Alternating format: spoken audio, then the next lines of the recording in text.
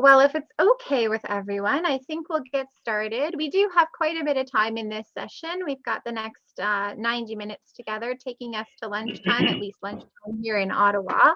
It's different for different times for different folks across Canada, we understand. But, hopefully you can find time to have a little bit of a break when we have a break in about 90 minutes. So I'm just going to start with some quick words of introduction for a man that probably doesn't need any introduction. But I just wanted to welcome you to how to get out of the way without going away, making the management transition. So with over 40 years of experience running his own farm and providing advice to farm families, Dick will be talking farm leadership and transition. So I promised I would be short and sweet and throw it over to you, Dick. Thanks for joining us for AgEx2021, and I wish you a wonderful session. I'll help moderate the questions at the end, but otherwise, that's it from me. So over to you, Dick. Well, thank you, Heather. It is really a privilege to be a part of your program today. The topic of our session today is something that's very near and dear to my heart for a couple of reasons. One is, for the last 40 years in doing family business consulting and succession work, I have now had the privilege of working not only with some very interesting clients, but I've now worked with their successors and sometimes the grandchildren of the original clients. And our topic today is probably one of the toughest issues that we deal with in our longer tenured clients. In addition, I've had to live the same topic in our own farm operation. So I've had to practice what I preach, and I'm fully aware of the fact that making this transition from a CEO to some kind of a post-retirement type role is very much more difficult than you read about in the book. So with that, I'm going to go ahead and kick this off. Very quickly, as far as background, I spent about 8 years with Farm Credit in the late 70s. I got the opportunity to go back and manage a family farm business with several other family members, and did that for almost 40 years. In 2017, I transitioned out of the role of CEO and became board chair and transition coach. And that experience is really key to the comments we're going to make today. I've also spent about 40 years doing family business transition and financial consulting and served on a number of boards. So I've seen our industry from about every angle that you can imagine, from coaching it, from managing it, and from working in the policy realm. So we're fortunate to be in agriculture today, but we also have a lot of challenges when it comes to the issue of transition. What we're going to do today is talk about what our own farm history has been in concerning transition. I want to discuss why it isn't so important to build a foundation by having a quality governance system in place. We'll talk about the strategies for transitioning key roles in the business, particularly the CEO role. And lastly, share with you some of the lessons from our journey, what we feel are successes, some of the regrets that we have, and some of the resolutions we've made in the process. This picture on the lower left is a picture of my dad and two uncles who were longtime partners together. And that picture of the four below, you can tell is quite dated, with a brother and two cousins and myself who were generation 3 on the farm. The picture in the lower right is a more recent picture showing many of the generation 3 and generation 4 along with spouses. And this is the leadership and management team that runs the business today. Wittman Farms is a very diversified operation. We have about 20,000 acres broken into cattle, crops, timber, and we have hunting. We've been in transition for over 40 years. The 4th generation is currently managing the business, and the 5th generation is in the wings. These pictures give you some insight as to the diversity in our area. We farm from 1,000-foot elevation all the way to 4,500 feet elevation. And it's a beautiful place in terms of nothing's the same every half a mile on the farm. This slide shows you the multitude of transitions we've experienced in our business. Starting in 1938, when my father's father passed away from a heart attack at a young age. So the first transition that occurred in this business, there was no well thought out succession plan. It was basically when my granddad passed away, the banks handed the checkbook to my dad and uncle and said, okay, you're the boss now. We've been lucky to have a more measured process ever since. We've experienced about every kind of transition there is, from normal retirements to disabilities to deaths to departures of people that were not a fit with the business. If you'll notice towards the bottom, the one that's going to be the center of the focus today, in 2017, I transitioned from CEO to board chair, and our youngest daughter, Corey, became the CEO of the business. And if you look at these events, ask yourself, every one of these transition events could have been a death sentence to our business. It could have been the event that, if handled improperly, could have been the terminal event. But every one of these events has actually strengthened our business. It's made us focus more clearly on who we are and where we want to go. And I think the one thing in common throughout these transitions is we've had a clear process and we followed it like any business would to succeed. So the first topic I want to talk about is, how do you set up a foundation for successful transition? And again, we're going to get into defining and adhering to critical governance components. There's two key recipes that I think are critical to our own success. One is we have total buy-in to a culture of running our farm as a professionally managed business. And second of all, we're all committed to creating and living a documented governance structure. This slide shows a typical business life cycle where we start out in survival mode, we're struggling financially, we eventually reach this point of stability where we're profitable, we're growing, our net worth is growing, we've got some offspring returning to the business. Ultimately, we aspire to be that professionally managed business where there's multiple generations involved, business has grown. We've now maybe introduced some non-family management. We have clearly defined policies and formalized roles. And if you're around hundreds of years, you may even grow to an institutional level, but most family farms will probably aspire to be to this third level. And the question is, when somebody asks you, how would you define whether you're a professionally managed business? It's important to have in your mind, what does that really mean? In my experience, and this is a model we followed on our own business, and this is the model that I've worked with on a consulting basis for 40 years, is there needs to be a clearly defined mission, vision, and values, a very transparent process for operational and strategic planning, clearly defined roles written down in job descriptions, clearly written policies and SOPs, a culture of communication where it's clearly understood how we communicate professionally, and a very transparent process for evaluating performance. When it comes to transition, I have a key rule that has applied for many decades, and that is, for transitions to be successful, there must be alignment of expectations.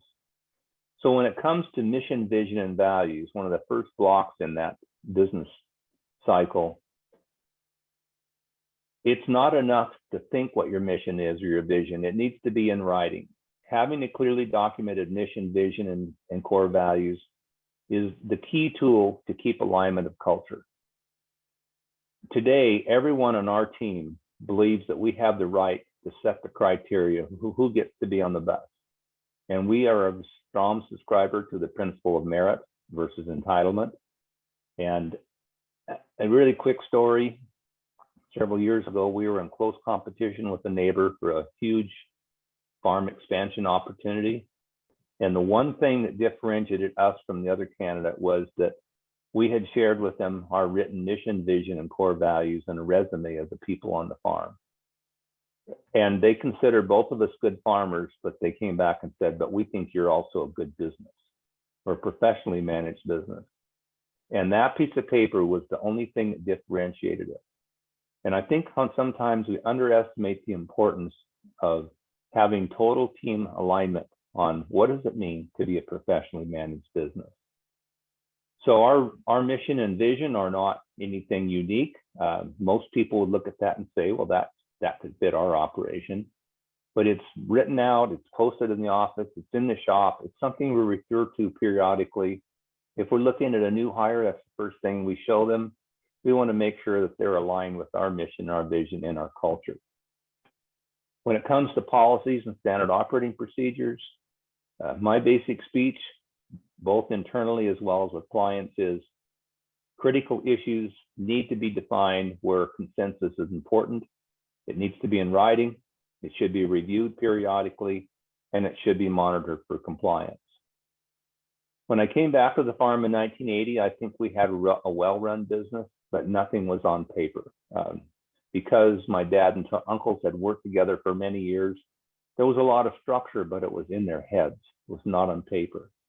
One of the very first battles that I had to referee was there was a huge argument over what our working hours were and what time people showed up to work.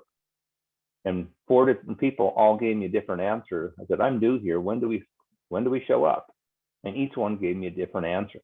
And I could tell that it was creating a huge irritation between some who wanted to come later and some who thought we should be there earlier. So we sat down as a group and said, let's develop a formalized set of policies on working hours and work days. And everybody went, we should have done this a long time ago. And I thought, well, now we have them together. While we're at this, I have a few other questions. And so we started on that day putting on paper what was in our heads on what our policy positions were on a number of topics, from employee benefits to compensation and so forth. And that was the beginning of our journey of formalizing our governance structure. We don't have time in today's sessions to go into all the policies that should be in place. There's an extensive discussion of this in the guidebook we published and updated this year. But this is just a sample of topics where if there's not clear understanding, consensus, and documentation, it will be like a hand grenade ready to blow up in your business. We're going to spend a little bit of time on a couple of these in this list on family business investment policy and family employment policy later on. A couple years ago, we wrote an article for Farm Futures magazine talking about attributes of good policies. They should be in writing and accessible, whether it's in a hard copy or in the cloud. They need to be defined before the need. If you wait until you have a problem and try to write the policy, it will be driven by emotions, not by good common sense. It should be clear who's in charge of leading the initiation of a policy and making sure that it's reviewed periodically. There needs to be a set periodic review, whether it's a normal schedule throughout the year in board meetings or whatever. You can't just develop these and then put them away and never look at them. And lastly, it's really important to have your policies reviewed by a professional advisor.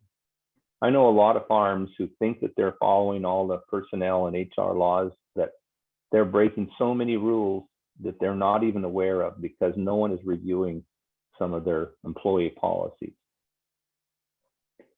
One of the other blocks we talked about is the importance of having clearly defined organization structure and job roles. We've had a formalized documentation of our org charts and job descriptions now for over 40 years. Today, there's no need to sell our partners on the value of these tools. They're 100% committed to it. All the principals know who is the lead in each area, whether it's mechanics or whether it's agronomy or if it's livestock or if it's finance. It's clearly defined who has those responsibilities. And when you have that clarity, there's clear accountability and there's also the opportunity to seek excellence in each area. Having clear roles has also given us a great foundation for leadership development transition planning. I want to talk a little bit about how transitions occurred 40 years ago versus how they are occurring today, because it's a significant change that's the reason behind the topic we're talking about today. 40 years ago, The business was the primary asset in most people's estates. When they got to retirement age, they sold the business to a successor and often took payments that became their retirement security. And as managers, they also retired from managing an operations. The successors took on the business investment risk, and they also took over the management decisions and debt service at the same time. Today, it's a different situation. Our farm businesses are multi-million-dollar businesses. They're larger, they're more complex. Because of the significant capital to have a viable business, it's not practical to sell 100% interest on debt or even to give the business away as a part of the retirement process. Many of our farm owners today are off-farm and not operationally involved in day-to-day management. And the bottom line here is that transition of ownership versus transition of management are occurring over different time cycles. This picture shows an illustration of the ownership and labor management train in a business. And I challenge people to look at this and go, as a member of a farm business, you have the opportunity to be on the ownership train, you have an opportunity to be on the management labor train, or you can be on both. Decades ago, the approach was typically if you came back to the farm to work, you were almost expected to become an owner someday. And if you're going to be an owner, you're expected to work in the business. We need to rethink that, because today there's so many opportunities out there. There are people who want to invest in agriculture, but they don't want to work on the farm. They have other careers. There are people who want to work on the farm, but they don't like investment risk, and they're willing to take a fair salary and simply be engaged that way.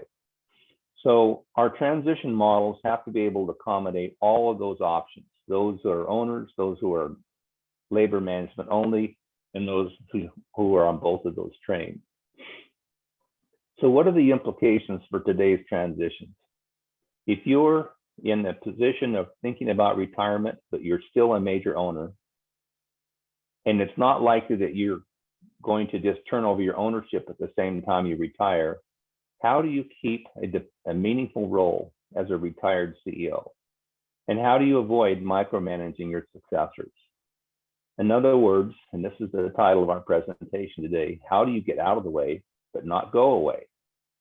A key strategy that we'll spend a lot of time on is how to add the owner board to your jargon, and how do you extend your thinking on the career path on the farm.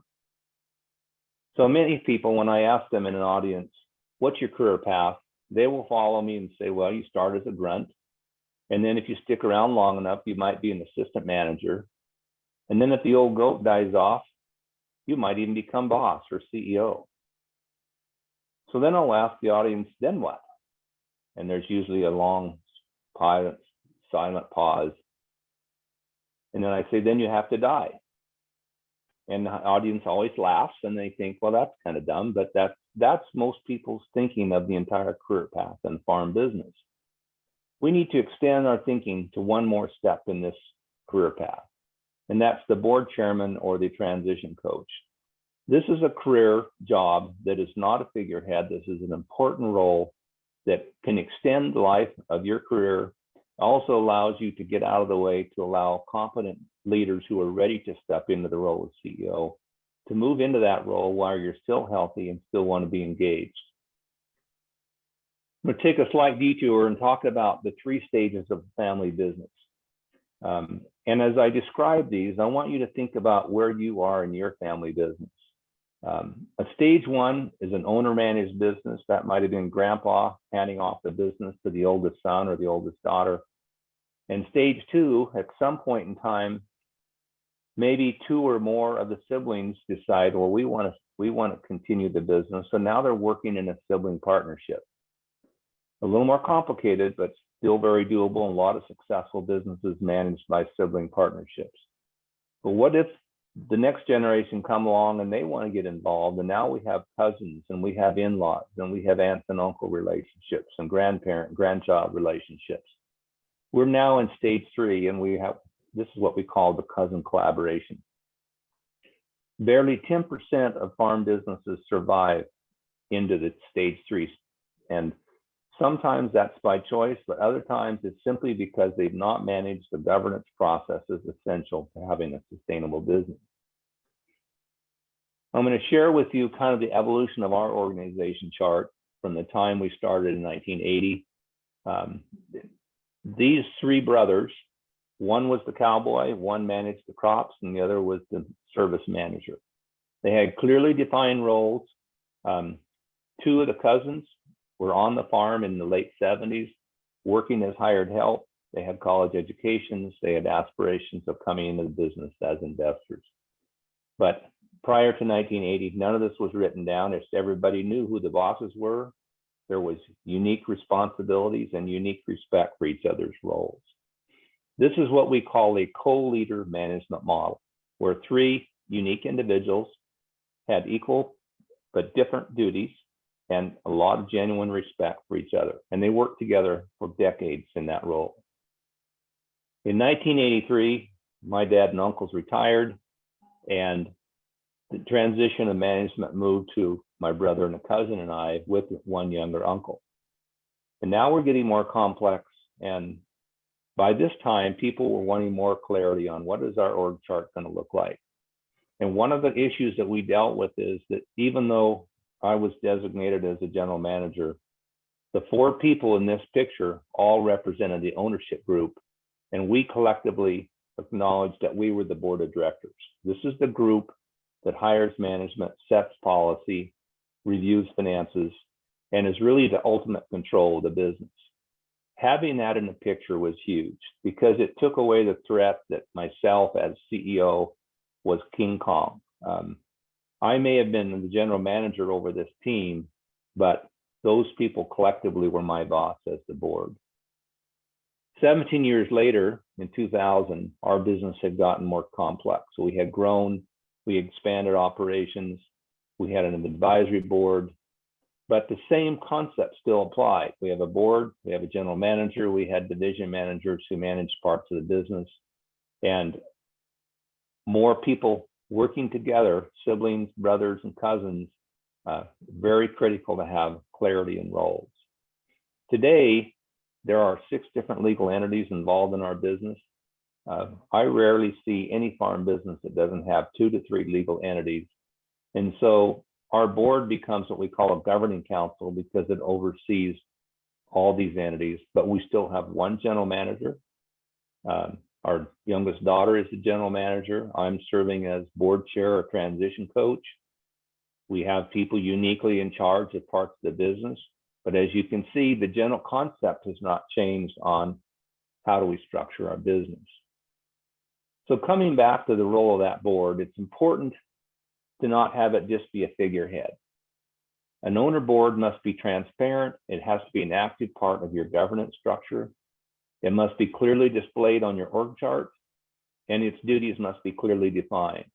And lastly, it doesn't do any good if you don't have regularly scheduled meetings where those meetings are differentiated from management and staff meetings and other kinds of meetings. So very quickly, the role of the board of directors, which is nothing unique. Many of you serve on boards in your communities, schools, hospitals, co-ops. You set policy, you determine the strategic direction, you hire, direct, evaluate, and compensate management. You maintain financial control by reviewing performance and exercising due diligence. That, in a nutshell, is the job of your board. If you're going to transition from the CEO to board chair, what is your job? You're the leader in terms of policy review, investment analysis, strategic planning. And we could read on this list, but in my opinion, the most important one on this list is hiring, coaching, grooming, and mentoring your successor. You also provide feedback, you assist and advise as requested. But I think this last point here is really worth embellishing. Many people in farming today are ready to transition out of management, but they're healthy, they love the business, they want to find a way to stay engaged. And your challenge is, how do you climb that second mountain? How do you redefine your career where you find value and you find a lot of substance in what you do? So I would challenge you to take a look at this book, by David Brooks called The Second Mountain. It'll help you reshape your definition of success after you retire. When it comes to meetings, I said earlier, it's very important if you're going to have an effective board to have clearly differentiated meetings that are different from all these other kinds of meetings. So the owner board meeting that we're talking about, what would you do for an agenda? Every time you meet, whether it's monthly, quarterly, or a couple times a year, there's standard items that you should look at in terms of minutes, financial review, policies. And then there are times throughout the year where these are ad hoc things that you should be paying attention to. The evaluation of your CEO, strategic planning, ownership and transition strategies and management, and so forth. Leadership development, particularly critical when you're bringing in a new CEO to the farm. What are some of the sensitive issues and challenges? I see a lot of people really struggling to have a robust strategic planning process. How do we compensate owners and managers? Having a well-functioning board can really tackle this professionally. They can go to the outside and get help where they need, and you can take a lot of emotions out of that topic. Who gets to work in the business and who gets to invest in the business? These are critical issues where it's absolutely essential to have a written policy on how you address those issues. And how do you decide who will succeed you as CEO? Go back to these two policies, family employment policy. There's substantial documentation on these issues in the guidebook that we published, but ask yourself, if someone that comes to your door and knocks on it and said, what are the criteria for working in your family farm business? How would you answer these questions in terms of, does there need to be a vacancy? Does there need to be an apprenticeship somewhere? Go down through each of these questions and think about how you would answer this. And you would probably agree that it would be better for your partners or the people involved in your business to have thought these things through before that person knocks on your door than waiting to see who shows up and then think about what your answer would be. On the flip side, on the investment train, we also should be ready to answer the question, well, who gets to invest in our farm business? It's not just an automatic that if you come back to work here, you get to be an owner. We believe very strongly that you need to prove your capacity to invest. There may be clearly defined rules on who gets to be invested, whose family. Is it in-law family? Is it blood relatives only? Does there need to be a waiting period? You can go down each of these questions and they should have clearly defined answers well in advance of having somebody take on the role of an investor. It's not enough just to say who's eligible. Once people commit to doing this, there should be a very intentional training program, starting out with the policy and then a lot of candor. We don't do a good job of telling people what are the risks of investing in a farm. We need to spell out what's your responsibility to be able to read and understand financials. If you're going to be signing off on loan documents, you're going to be responsible for financial disclosures and debt servicing, which means you've got to share your balance sheet with your partners. I've had people say, well, I'm not going to share my personal finances with everybody else. Well, it's a deal breaker because we're in a joint business with multiple people involved. If there's not total transparency on your personal finances, how can you be comfortable that you're engaging in a capital relationship with others? So let's talk about specifically the issue of transition, of key roles in the business, and more particularly the CEO successor. We need to be very intentional on how we think about what roles will transition and when, what are the key job duties and skill sets that are needed, and how do we groom someone for these roles. I'm going to start with a simpler case of an agronomy manager situation that we faced in our business, where the agronomy manager was my cousin that had worked with me for 33 years as a partner. He retired, or he announced his retirement very suddenly because he was having a health issue. It was kind of a surprise to the rest of our team. He showed up to the shop one day. Basically, we're sitting around the fire doing our morning planning. And he said, I've decided I'm going to retire at the first year because of a health situation. And I've talked to my son off the farm and he's agreed to take my place. Needless to say, there was a very long silence. And after our jaws picked up off the floor, we basically said, we will meet tomorrow and we'll talk about this further. And the reason we did not talk about it right then is we already had a clear policy for transition, and we had a very clear process for how we replace critical roles. And when you announce your retirement, you don't get to pick your successor. That's just not the way it works. So we did meet the next day with the surviving partners who were going to be the ones picking up the baton and also having to work out a buyout with this individual. And so we very objectively pulled up the job description this person had. We talked about who in the operation already was backing this individual up in terms of experience and workload. We acknowledged that we actually had a really good backup person already in place who could do most of these duties. We isolated those duties that that person was not ready to handle and figure out how to transfer those to somebody else's plate. And within a couple hours, we had a transition plan on how to announce interviewing opportunities for people that we knew were possible successors to this position. So we took what could have been a very emotionally charged situation and turned it into just a business process of transition. So that's not all that difficult, but what about the issue of the CEO? That gets a little more complicated.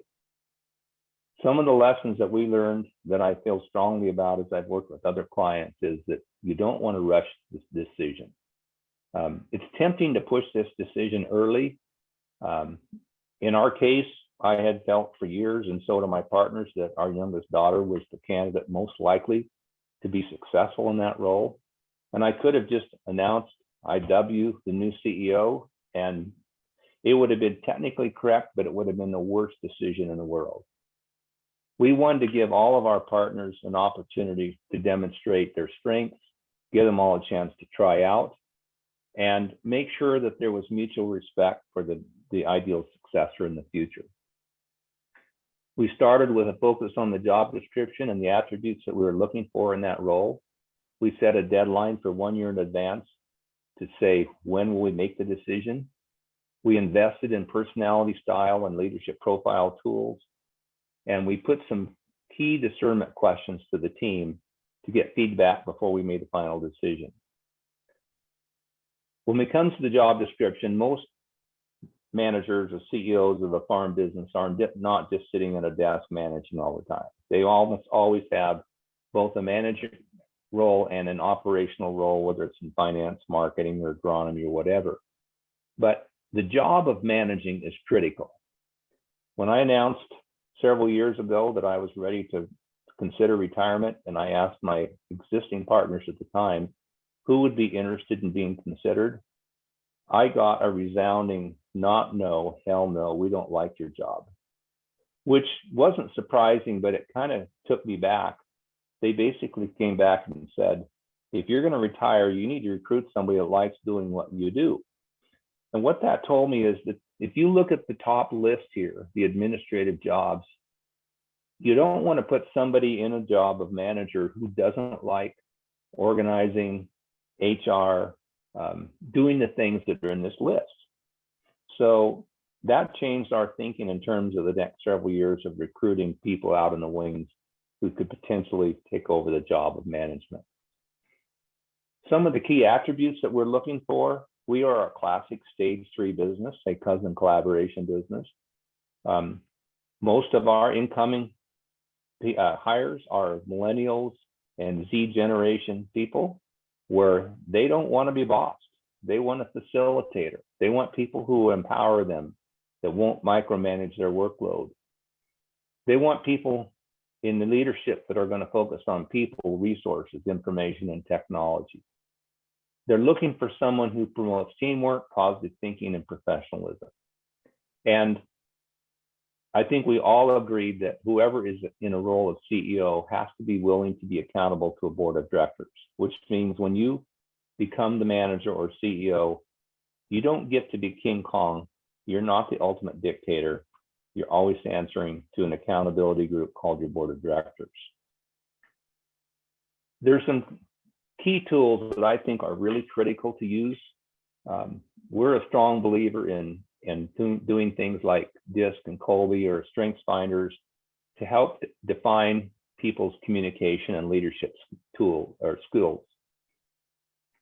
You don't have to do all these, but find some that help provide you meaningful information on people's leadership styles and communication, and profile your people with those. We also developed a set of reflective questions and followed that up with an interview with all the potential candidates. I did that personally because I wanted them to know what was in their head about succession.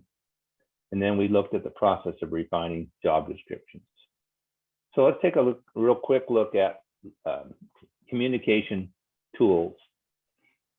These personality and leadership style tests help provide a common language in a business. They help reveal blind spots. They help recognize where your strengths are. It can really help improve professional communication. And it helps us to understand and adapt to stressful situations. These are all the different tools that we use in our toolbox, whether we're working with clients on a consulting basis or doing it with their own business. All of our team has taken the DISC profile, which I think is a leveling tool. It shows what your basic communication behavioral style is. And I'm a strong advocate that anybody in agriculture should be having this tool profiled throughout your team. The other two that I'm going to point out today, the Colby test and strengths finders. If you're looking at leadership succession, strengths finders can do a lot to help identify where people's strengths are, but also roles that they should not be put in. And when we had strengths finders done for all of our leadership team, it very clearly sent messages as, okay, you have these strengths, but you should not be a CEO. You should not be managing people. You have strengths in other areas. Colby is another great tool if you're looking at making a major appointment to a leadership role in your business. It talks about people's work methods and their approach to making decisions. And I can say that we've used this a number of times successfully with family businesses where they're looking at hiring a general manager or even a division manager to handle a key management role in the family business. This is a quick overview of DISC, which profiles people into one of four categories. You're either dominant, you're an influencer, you're steady, or you're conscientious. I'm a D off the charts. And that has worked for me, but probably was not the kind of personality type that my next generation was going to pick as a CEO. Our youngest daughter is an I. She's like the cheerleader. She wants everybody to get along. She's outgoing, enthusiastic, optimistic, high-spirited, and lively. That's the kind of leader that the next generation is looking for. They don't want somebody that's strong-willed and forceful and direct. Reality, okay? Strengths Finders has a lot more detail in it. If you take this test, it shows your top 5 strengths. Doesn't mean you don't have the other strengths. It just means that they're not as well versed, but you'll learn a lot from assessing yourself and seeing where your strengths are. And it's nice to see a team that has a diversity of these strengths and that they're not all categorized in just one quadrant.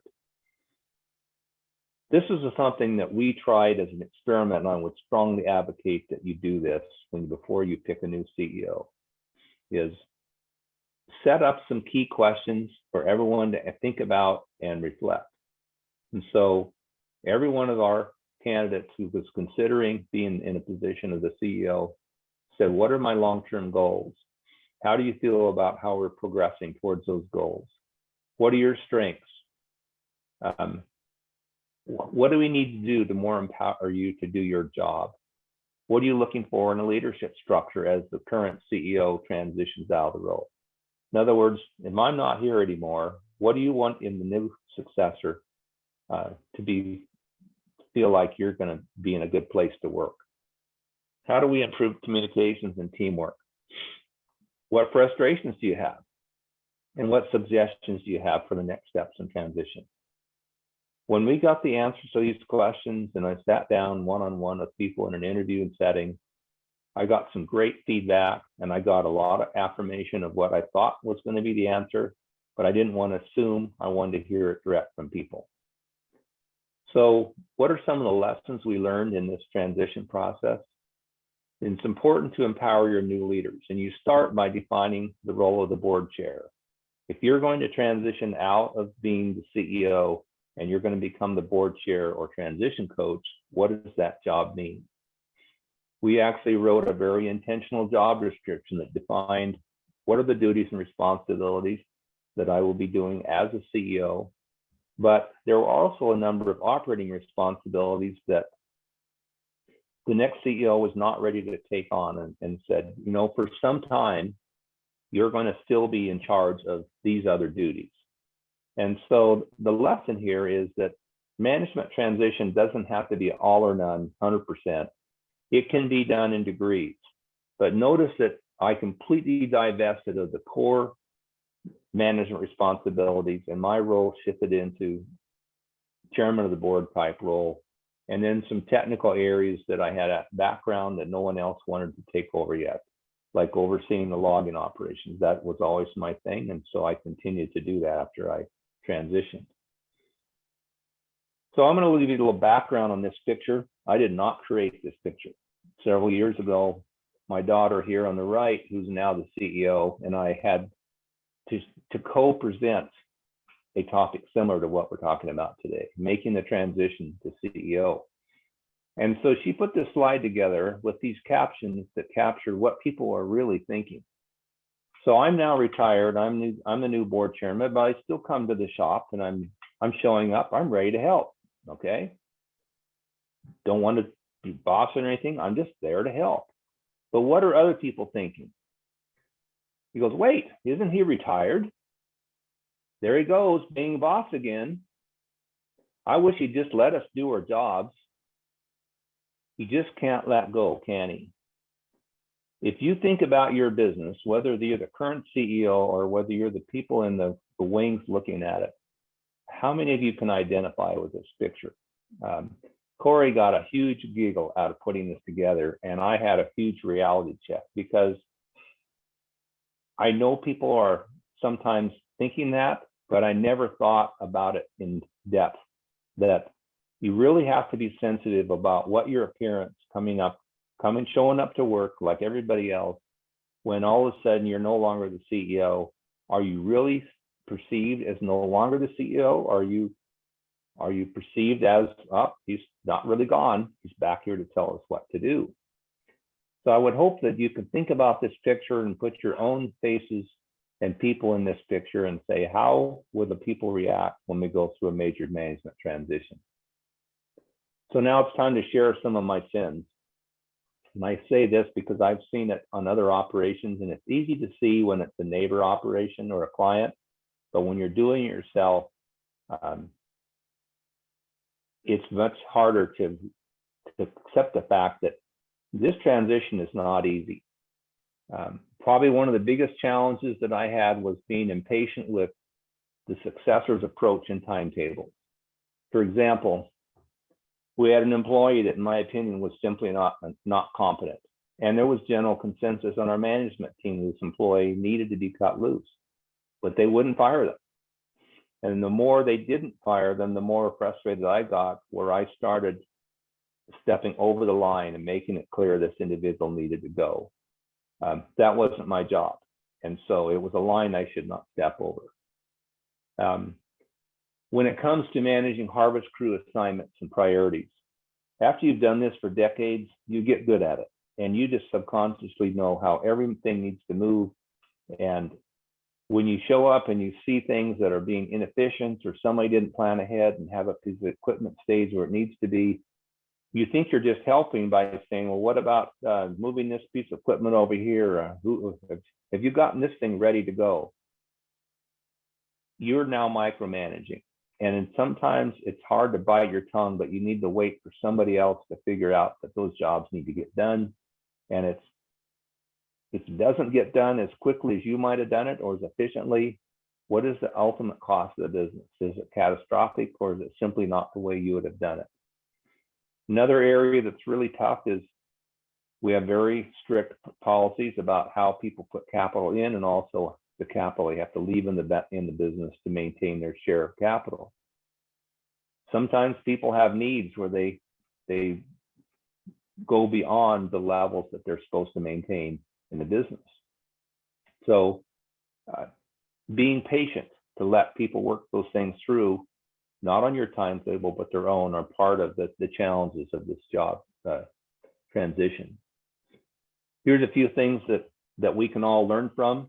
You can't develop successful future leaders unless you give them latitude to make their own plans on their own timetable. When it comes to SOPs, I think it's important to have a culture where those are still to be honored versus modified. And the question is, who modifies the SOPs? Our general rule is that when someone's new to a job, they're expected to follow the SOPs or standard operating procedures that are already in place. They're there for a reason. They work. But once they've done this a few times and they're open to make suggestions on how to do it better, then that needs to be respected as well. And when it comes to SOPs, it's really important to have a clear understanding for the CEO on what will be your role in the future on developing or refining SOPs. Sometimes this is a good fit for people that are senior in the operation, where they're being asked to help capture institutional knowledge to get it on paper. It can be a good thing if it's done correctly. But if it's an attempt to micromanage and take away the initiative of other people, then it can also be highly destructive. I think bottom line in this whole topic is we need to remind ourselves that I was given trust from my parents and uncles to do this when I got the job. Now it's time to give our successors that same respect. So talk more deeply about micromanaging, the do's and don'ts in the transition process. This is a picture of the branding crew sitting around having fun, getting ready to brand. And nothing brings stress out more than having 10 people all want to be in charge when it comes to be branding day. And so for years, I was kind of the leader. But now when you're there as a helper, it's really challenging to just step back and truly be a helper, and only, as my parents used to say, speak when you're spoken to. So what are some of the issues that go into micromanagement? The way I think we can really help avoid this is, first of all, there has to be a clearly defined and differentiated role of the CEO versus the board chair, which we went through those job roles earlier. There needs to be a license where you license your successors to call you out when you're overstepping bounds. Sometimes they want to say, hey, you're stepping over the line, but if they think you're going to be offended by it, they won't. I've made a point to say, I want this to work. I know I'm going to make mistakes. I know there's days where I'm going to be stepping over the line, and I want you to tell me when that's happening. Would you say that? They go, well, in that case, the other day when this situation happened, you're stepping over the line. And it's educational.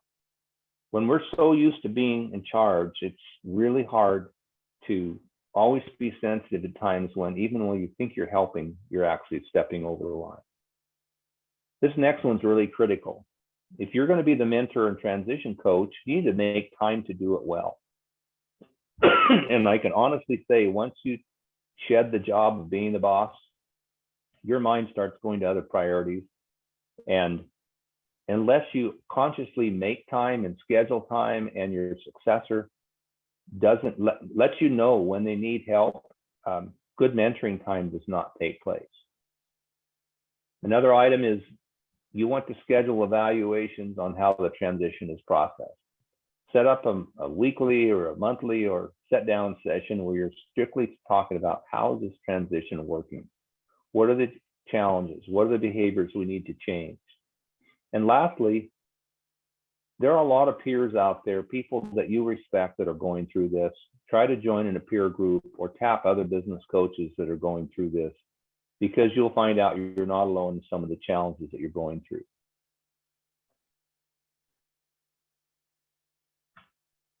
When we talk about accountability after the transition, I think there's some absolute do's and don'ts. First of all, what is your culture for accountability? Have you always had a clear concept that everyone is accountable to everyone else?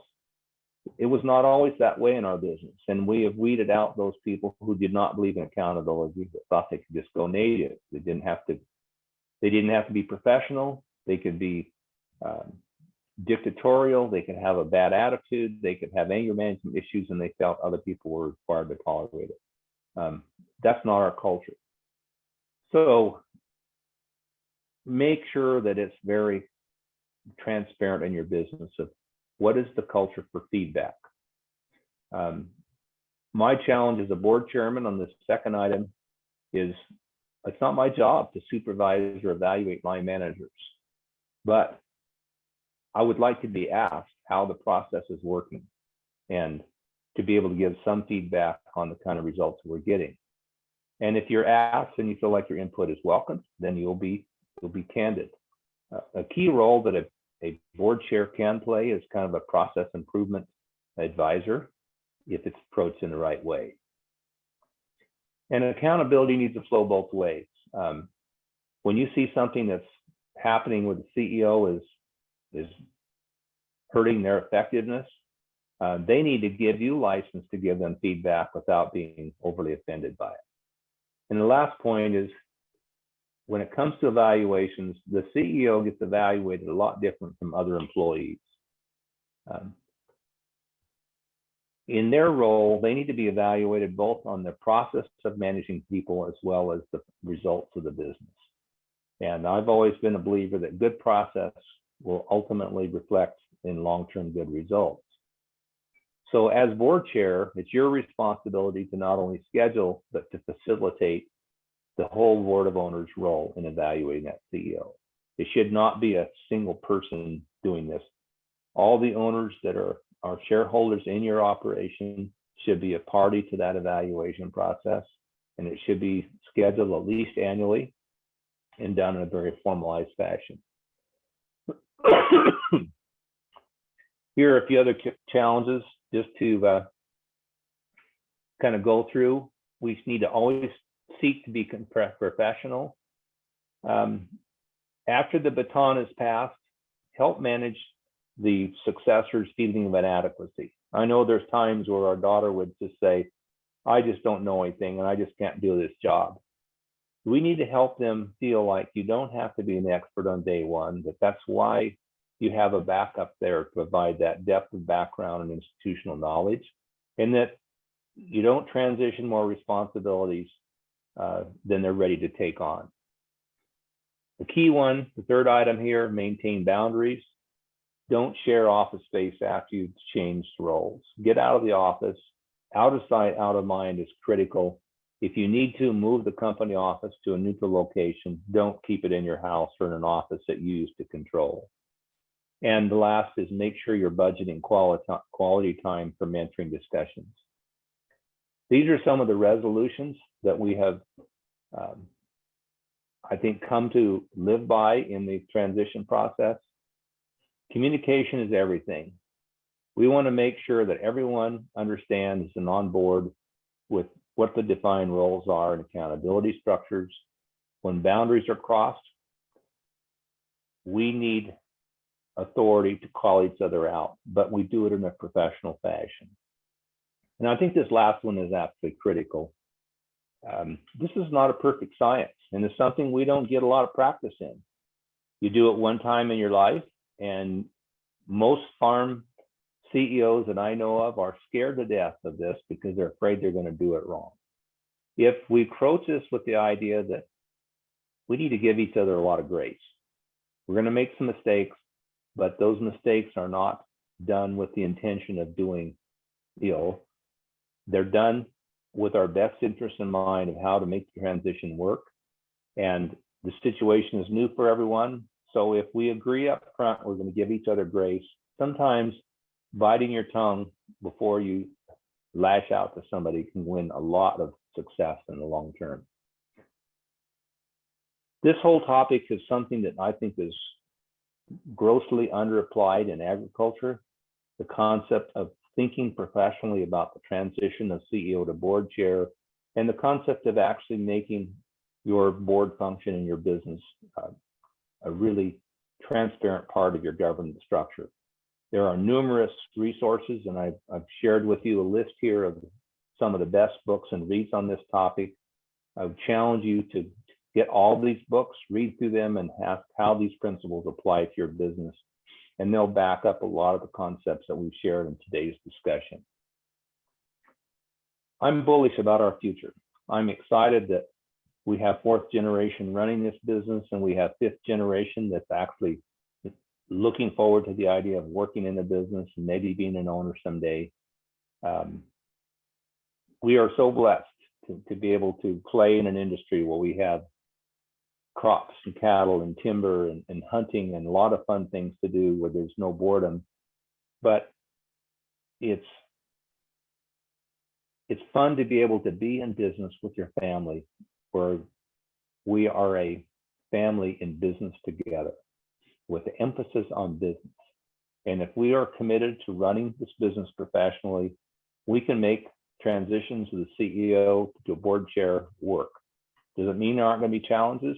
No, but there is a process that we can follow that has proven successful in many other businesses throughout the world, and we're just going to run it like a business. So with that, I'm going to wrap up the formal presentation, and I'll turn it back over to you, Heather, for questions and answers. Thank you.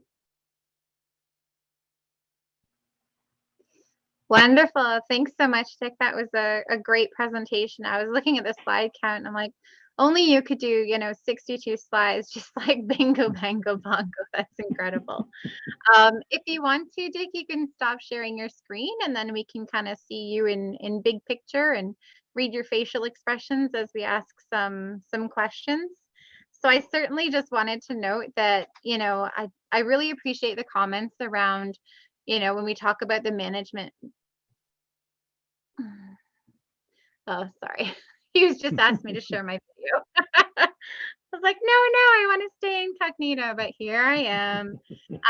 Yeah, so I just wanted to, appreciate the comment around how when you're thinking about the transition of management, it's not everything at once. It's not, here's the binder, now good luck with that. But it can be in pieces, and how you use your own example to kind of break out, these are some administrative pieces I held on to, here's some management pieces that transitioned. And I think it's really helpful when, when we have speakers who are living it and breathing it and continue to do so. So I really appreciate that. And as well, sharing your transition sins and kind of openly sharing that vulnerability.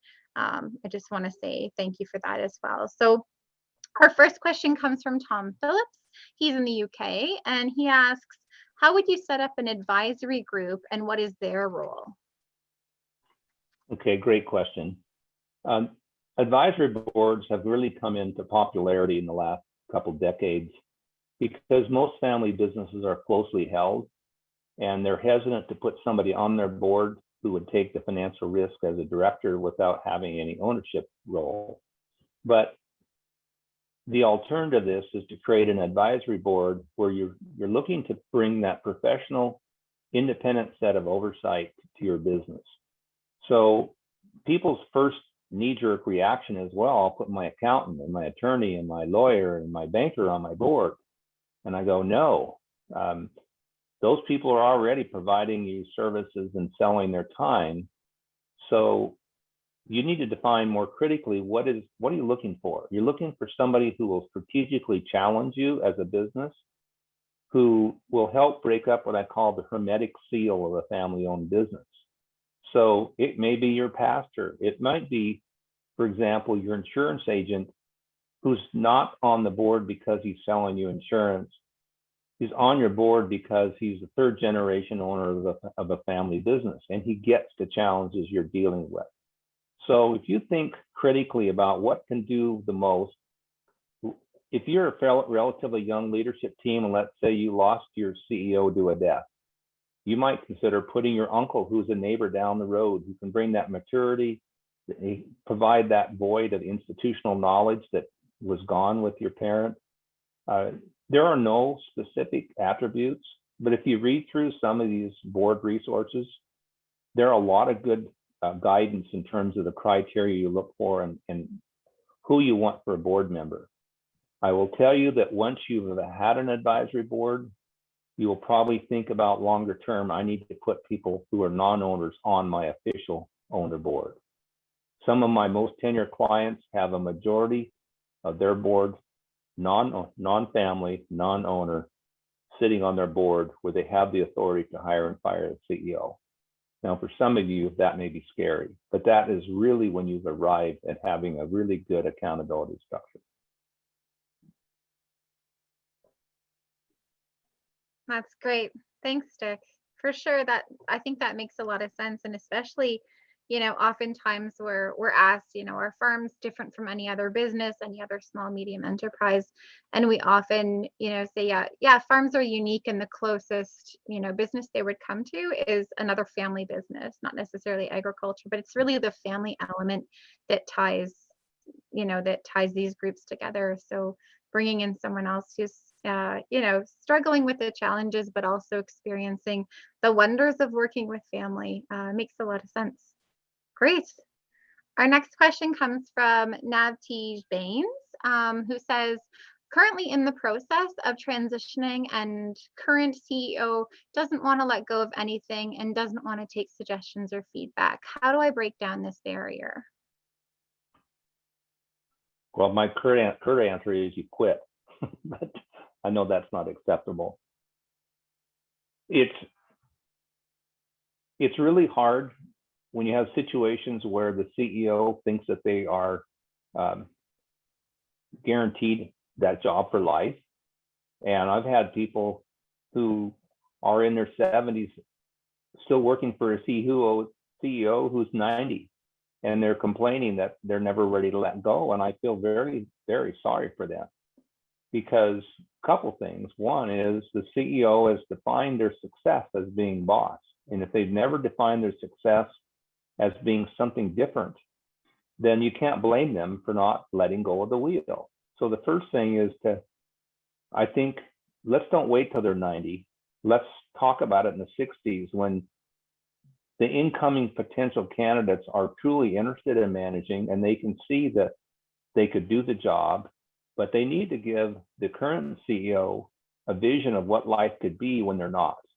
And so many people only define their success in life as being boss, that if they could see that you can be equally important to our business of being a board chair, a mentor, a coach, what is it you need in life to be fulfilled if you weren't CEO, and how do you help give them that outcome?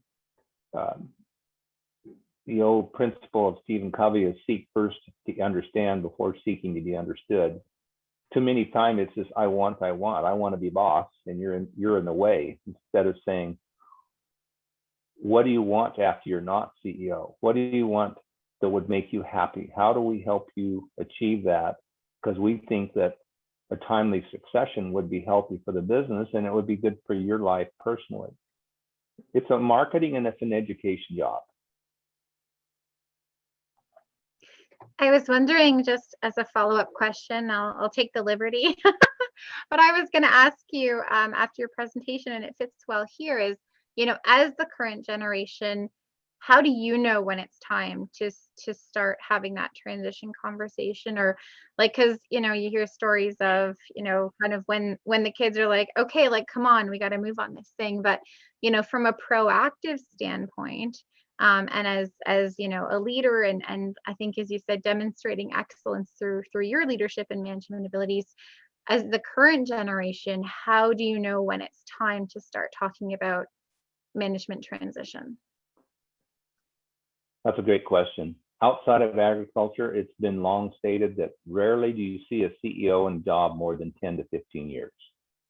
But you see people in farm management roles for 30, 40 years, and that's not uncommon.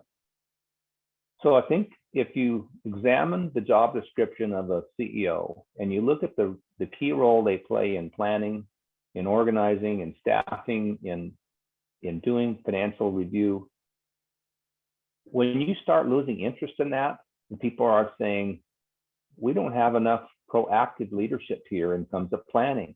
We need a more robust strategic planning. We need to be more visionary. And when we see the leader starting to be the obstacle as opposed to the impetus of success, it's not enough to say you're over the hill, Dad or Mom.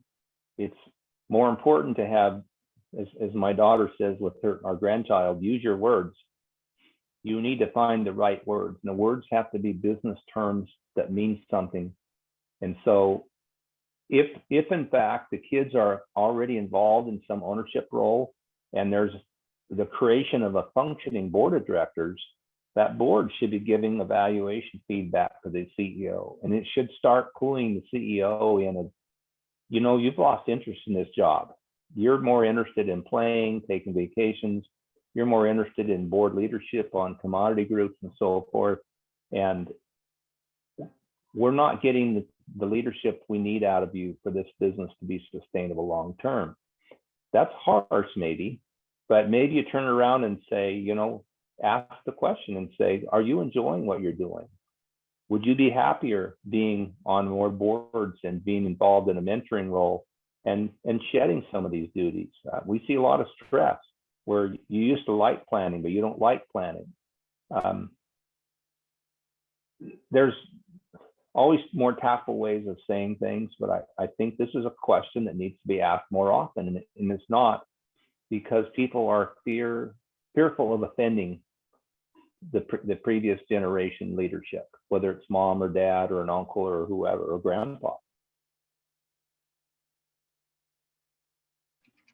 Well, and I like how you linked it back again to process, and it just kind of highlights to me the importance of having policy and process around, you know, performance reviews. And that doesn't exclude the CEO or, you know, manager, you know, ABC, etc. But, you know, having a process in place where everyone, you know, gets a chance to be evaluated. And as I was looking at your 8 discerning interview questions, like immediately I thought, oh, I need to steal these for performance reviews. Like as much as they're great interview questions, I think they could also be used very effectively in terms of performance review. So it's not just, you know, what are all the things you did wrong and how do we correct it? But it's really focusing on, you know, where do you want to go? Where do you see yourself? How do you want to contribute? And how best can I support you? So we've got lots of questions pouring in, so I'm going to stop asking my own questions.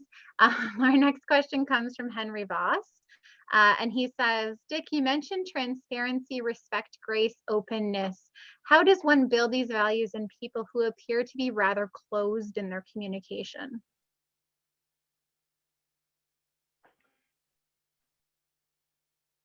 Well, I'll just start with being a great proponent of helping to get buy-in to why you do DISC. When I go into a client situation where transition's the key topic, there's probably no event that brings out the emotions more in people than transition.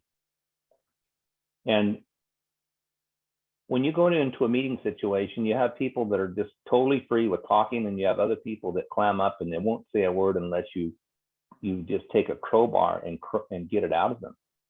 And so people in the room assume the person's not saying anything is just either stupid or doesn't have anything to say, when 99% of the time it's totally based on their personality. The drivers always want to talk. The support people they're fearful of risk. They're just kind of wondering to see what the landscape is. And so if you don't ask them a question, they won't offer an opinion. The C people are so concerned about being right. They're worried about expressing a wrong answer. So I require every client to go, all the key people go through DISC before I ever see them face to face. It's amazing how the ahas turn on. And so when you say people are just hesitant to talk or whatever, we're making a wrong assumption there. What we're not doing is we're not understanding that people are wired differently in how they communicate and how comfortable they are sharing their opinions. So an F-type support person is really concerned about people's feelings, and they're worried about saying the wrong thing. And so oftentimes they won't say anything unless you ask them opinion, or you find a safe place to go take them out of a room and say, I see that there's some concerns here. What can you tell me that you're worried about saying in a public environment? These tools are amazing. They help promote professional communication. And after a little bit of crude fumbling around with how you share that information, after a while, it helps people turn the corner to saying, we want a culture of professional and open communication. And so if that means participating in these kind of processes, if it means being a little more understanding of people because of how they're wired, I've watched people get so good at this, someone says in the meeting, quit being a D. In other words, quit being so dominant. We already know your opinion. Why don't you let someone else talk? And then the quiet person, somebody goes, you're not saying anything because I know you're an S, but I think you have something to say and it's really important to hear what you have to say. That validates that person's, it's like they get who I am. Okay, I'll take a risk and share my opinion. So it's a key in my mind, turning point in making a commitment to a professionally managed business. Yeah, I know doing the personality profiling and testing in our team has just been invaluable. Like it's crazy how I think we kind of default to think that everyone, thinks and acts and responds like we do. And you're certainly proved wrong very quickly when you do this exercise, but it ends up being an incredible opportunity to kind of see the same situation from so many different angles, and understand how your intentions might not land that way. That's right. All right, our next question comes in from Afton Mador in Newfoundland. Do you find that there is more resistance when transitioning from a first generation farm to their children versus transition to the cousin or third stage of ownership? I think it has a lot to do with the cultural background of the people and where they come from. And I've done a lot of work in the US and Canada, Australia, New Zealand, and work in South America. And I've developed a theory, which may or may not be totally valid, but I think a lot of this has to do with the number of generations you're removed from your ancestors' roots. So if you think that most of our ancestors came out of Europe, where it was a very patriarchal, dominant, boss type environment, the more generations removed that we get from those roots, the more we move from a boss to a manager type environment. So what's acceptable changes. And so if first generation was a boss, it's hard for that person to think that they could ever let go. And the next generation is tired of being boss. So they are very much leaning towards what I call a manager. They want empowerment. They want leadership. They don't want to be told what to do. If you've already got a successful transition from a generation 1 to generation 2, and it's been done well, it makes it easier for Gen 2 to go to Gen 3. But a lot of my clients are people who are now in independent business because the transition from Gen 1 to Gen 2 did all the wrong things. And they say, the reason I'm hiring you is I don't know what to do. I just don't want to do what happened to my dad and my grandpa. So they don't have a success story. And so I don't think there's any one right answer to that question. It's very much, you have to look hard at the culture of the background of the people involved and be sensitive to that. My parents experienced a depression, and what was important to them had to be respected. Our kids don't know what a depression is. They don't know what hard times are. So and you have to respect the culture that they were raised in and who their peers were, and say, what does success in a transition look like for you? And it doesn't mean that they have to live through the same hell my grandparents did, living through a depression. Let's use that as historical knowledge. Don't use that as a precedent where they have to suffer the same thing. So I don't know if I've answered the question. I do think that it can be easier if there's a good success story in the previous generation, or it can be harder because you're still suffering the emotional wounds from a bad process. And some of my best clients, I mean, the best believers of what I advocate are people who've been through that horrible experience. And it's like, oof, okay, we'll do that because we don't want the other bad thing to happen.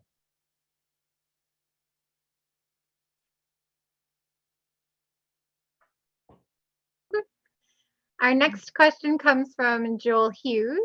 He says, with a few potential candidates to be the next CEO on our farm, how can I settle on one without discouraging the others?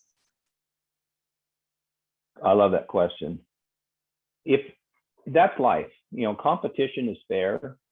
If you start with what is the job of the CEO, and that job is clearly defined, and you start with a supplemental list, which is what are the attributes that you're looking for in your leader, have each person have to go through an interview process, and then the board of directors has to make a subjective decision. I think before this works, you have to have a structure that says this is the board of directors. In other words, who's the ownership group that will ultimately make the decision?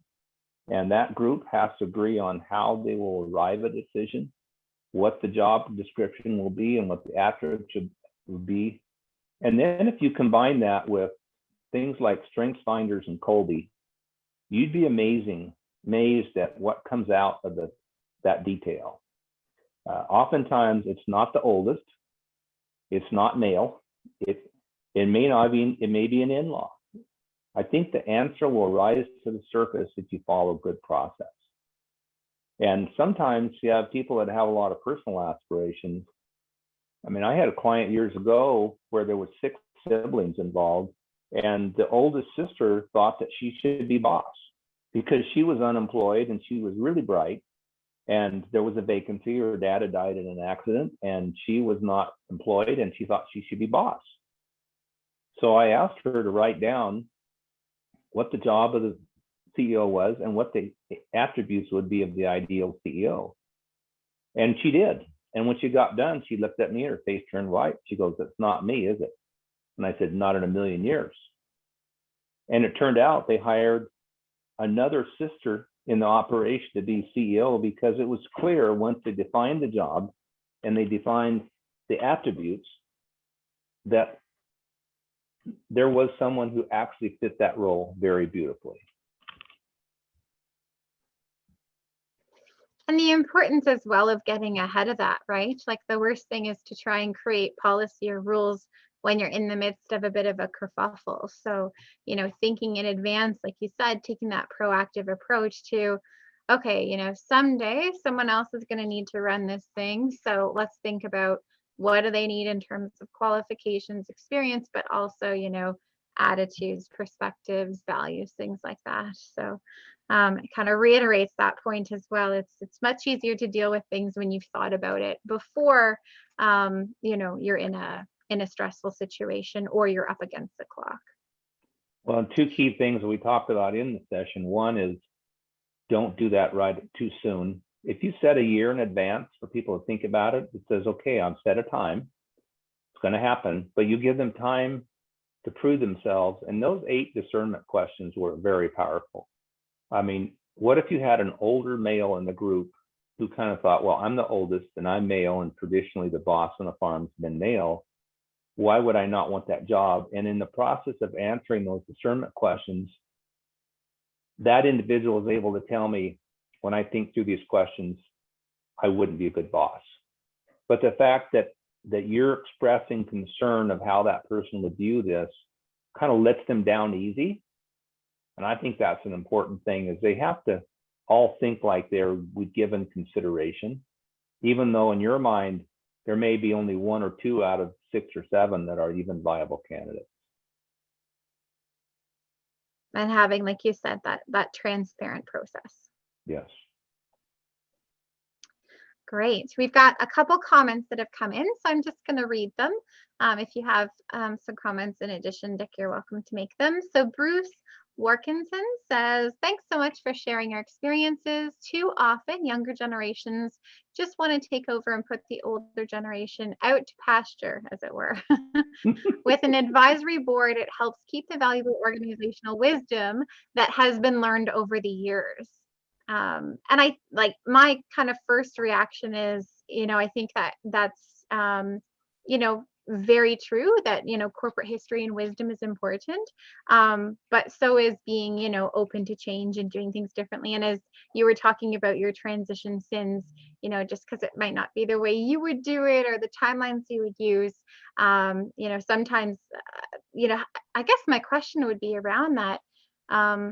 Maybe again, like how do you assume that role as the board chair without, I guess we're back into without micromanaging, without slipping back into how you were, the role you were playing before. Well, the fact of the matter is, you can go into a work site and have absolutely no intention of micromanaging, but everybody's looking for you to do it. So it's like you're guilty before you even show up. And so you're kind of, it's almost like you go there, I'm not going to micromanage, but then somebody asks you a question, they're immediately coloring everything you do with the idea that he just can't wait to tell us what to do. So you have to, at least for the first year, that was the hardest year of my life in transition, was you had to think about not only the question they asked, but how they asked it and how do I answer this so that it's not micromanaging. And many times I would turn the question back around. I'd say, well, I could answer this, but what are you thinking? What do you think is the approach here? And then I'll critique your approach. But just to give them the answer doesn't give you any knowledge of what it is they're already thinking. And you don't want to take responsibility back. I don't think there's a perfect way to avoid this, particularly if you're a strong, dominant type personality. People are so used to you being that when you say you're retired, they're worried that it's going to be hard for you to let go. And so they're worried every time you step foot in the place. I've had employees who really value having my background experience, where they're totally comfortable and saying, what would you do in this situation? And I know I can just give them an honest answer. And others, I have to guard everything I say for fear that it's going to be perceived by them as me taking back my job. So it's a very much one-on person specific how you respond. Yeah, I can understand how it must be difficult to not to fall back into bad habits, to kind of, take that breath and take that moment to say, okay, this is how I would have, default responded as I have been doing for the past 30 years, but now this is my role. How best can I support this situation without, like you say, taking over or it appearing as though you're taking over? Very good wisdom. So Afton has another comment here, just saying, I was raised in a family involved in the forestry and fishing industries. Many of the issues with farm transition are in those resource sectors as well. And then we have a comment from Henry Voss. Our advisory board raised some very interesting and challenging questions. Answers provided a great deal of clarity and direction. How can one emphasize emphasize the value and the minimal cost of these to operations who do not have one? So I guess how do we, not necessarily convince, but how do we encourage more farms to have advisory boards and the benefits and values they can bring? Wow, great question. I was saying, if you pay peanuts, you get monkeys. And people want advisors to serve on board roles, want them to come do this for free. And I said, that's not realistic. If you were to serve on a board where you were on a corporate board of any kind, they would pay an honorarium and they would pay you for your time to be ready to answer questions or review financials. And if you picked up, for example, a 3-person advisory board and you paid them $1,000 a meeting to come to a meeting 4 times a year, look at what the small investment you've made to get some powerful insight and feedback. And when you think about the typical farm employee, farm manager employee that's in any kind of level of responsibility, is $300 to $400 a day for their business. So you're not putting on the job full time. You're saying 4 or 5 or up to 10 days a year. That's a really small investment to bring some real thinking into your operation. Look at what you pay accountants and attorneys and financial advisors for what they do. This is like your management advisor group. People pay me as a consultant thousands of dollars to come in and troubleshoot or do very microscopic things. An advisory board can be kind of like your own retained consulting group to provide innovative thinking, challenge you on your strategic processes, help you wade through a very awkward compensation structure, which may blow your business up if you don't do it right. They're objective. They can find outside information to help you schedule what's an appropriate way to pay our manager. How do we pay a competitive wage to the second tier of managers in our business? Particularly if they're related. What if one's the kid and one of the other ones is your nephew or niece, and dad and sister are partners? It's a lose-lose, where you punt these decisions to an advisory board where they're objective and they can bring you with the best business recommendation. Advisors are not decision makers. They're truly advisors. They provide you with options and consequences, but you as business owners and the owner board has to make the decision. It can steer you clear of huge landmines. And I much prefer to pay an advisory board fees than pay an attorney to break up my business.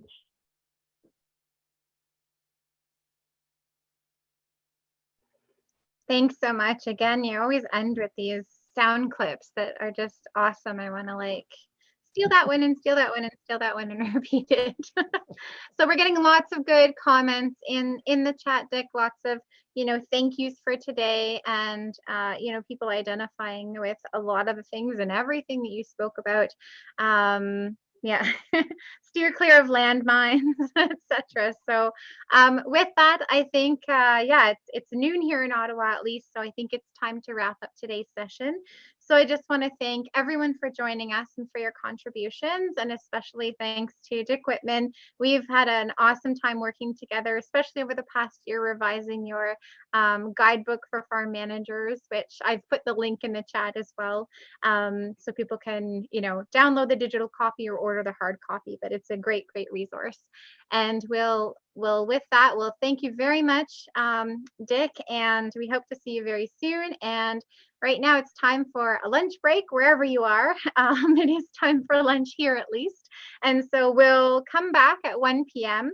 with a session called Driving the Triple Bottom Line with Janine Seklich and John Uren from BMO. So join us again in 1 hour. That's 1 p.m. Eastern time, and hopefully you can figure out the rest from from the time zones. But thank you so much again for joining us, and especially thanks, Dick, and happy Thanksgiving. I hope you have a wonderful time in Vancouver with your family. Thanks, Heather. Really appreciate being a part of your program. We do